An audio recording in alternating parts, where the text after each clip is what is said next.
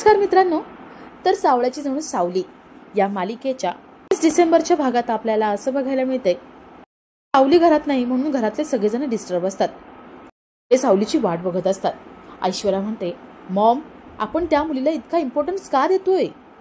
ती गेली तर जाऊ द्या ना, तसंही आपल्याला ती या घरामध्ये नको होती.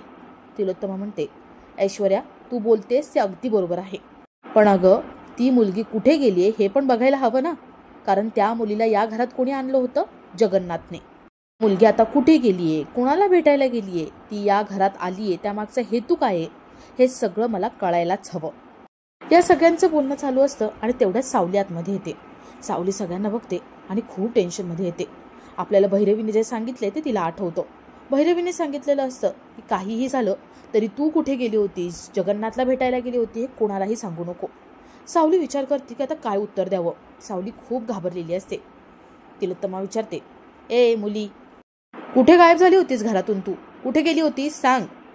सावली विचार करत असते. तिला धड खरं बोलता येत नाही, धड खोटंही बोलता येत नाही. ती विचार करते की आता काय करावं. ती विठ्ठलाचा धावा करायला लागते. आता ऐन वेळी सारंग तिथे येऊन सावलीची मदत करेल का हे बघण्यासारखं असेल.